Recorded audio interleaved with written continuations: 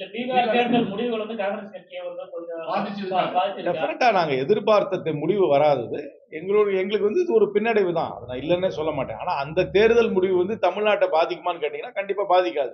ஆனா காங்கிரஸ் கட்சிக்கு இது ஒரு பின்னடைவு தான். ஏன்னா நாங்க வந்து நல்லா எதிர்பார்த்தோம் அந்த தேர்தல்ல.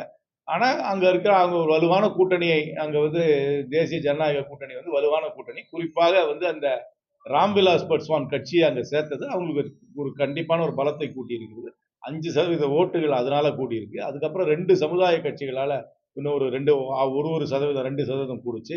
அதுக்கப்புறம் ஏஐஎம்எம் தனியா நின்னதுனால எங்களுக்கு வாடிக்கையாக வர வாக்குகள் கொஞ்சம் பிரிந்தது. அதற்கு எல்லாத்துக்கும் மேலாக நேரடியாக ரூ. 10,000 ஒரு பெண்கள் அக்கவுண்ட்லயும் போட்டது வந்து என்னை பொறுத்த வரைக்கும் பெண்களை பெருளவுல ஊக்கப்படுத்தி அது வந்து அந்த அணிக்கு வாக்களித்து அந்த அந்த காரணத்துக்காக தான் காங்கிரஸ் கட்சி எதிர்பார்த்த முடிவு வரவில்லை. எங்களுக்கு கடந்த தேர்தல்ல என்ன வாக்குகள் கிடைச்சதோ அதே வாக்குகள் தான் இந்த தேர்தலையும் கிடைச்சிருக்கு. கடந்த தேர்தல்ல ராஷ்டிரிய ஜனதா தளுக்கு என்ன தேர்தல்ல வாக்குகள் கிடைச்சதோ அதே தான் இங்கேயும் கிடைச்சது. அதனால கூட்டணி அங்க இன்னும் கொஞ்சம் பலமாக அமைந்து அதற்கு மேலாக இந்த ரூ. 10,000 கொடுத்ததுனால நாங்க எதிர்பார்த்த முடிவு எங்களுக்கு